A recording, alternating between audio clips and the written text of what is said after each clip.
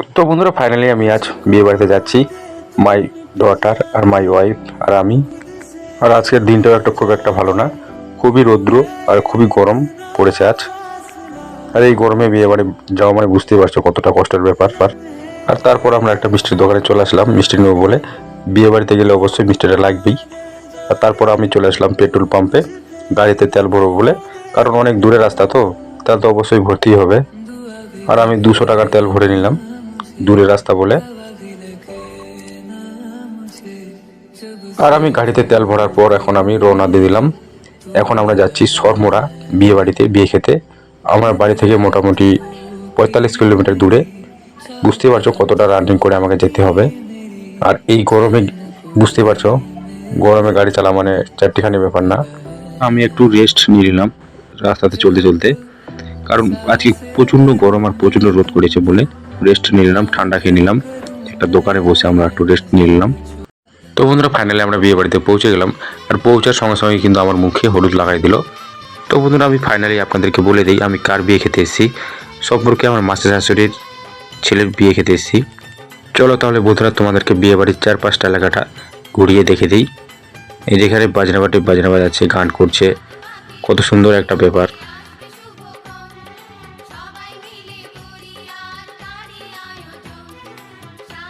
আরে এনারই আমি আজ বিয়ে খেতে এসেছি, সম্পর্কে আমার শালাবাবু হবে।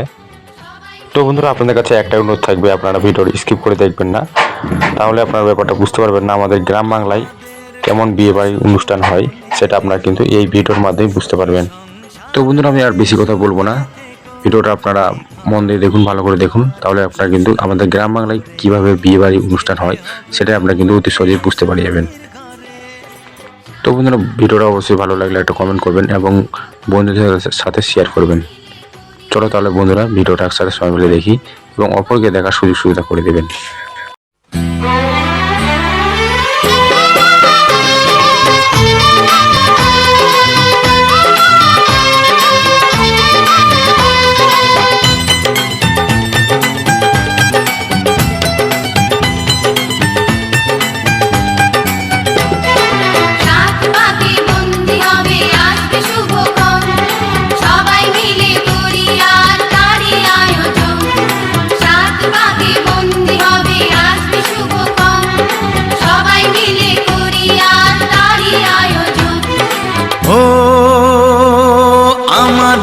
কথা শুধু মনে রেখো, সুখী সংসার গড়ে সুখে থেকো।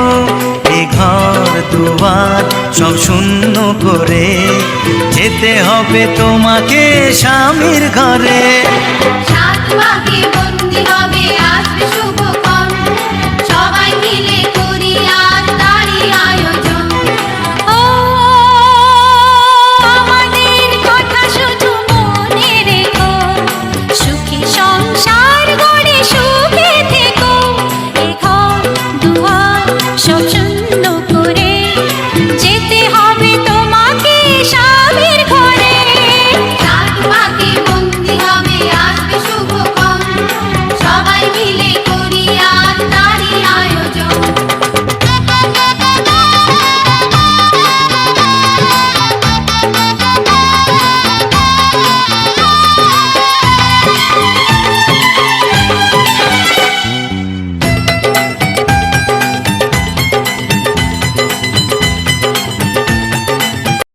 তো বন্ধুরা সব শেষে আমরা এখন বিয়েবাড়ির সব শেষে মানে সব কিছু সব কমপ্লিট করে এখন আমরা যাচ্ছি কলার গাছ ভাসাতে।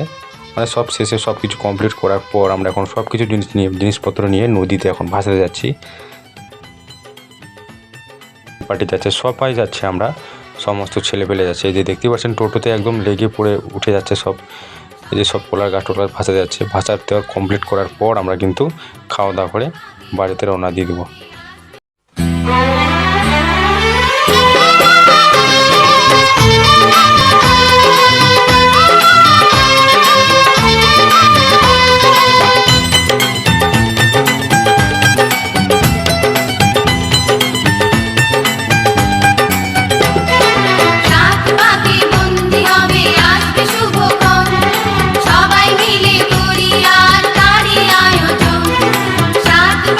বন্দি হবে